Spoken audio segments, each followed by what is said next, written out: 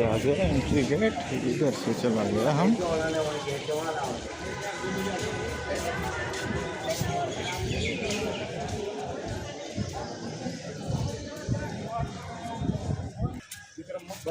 कारगिल में स्मारक बना रखा है।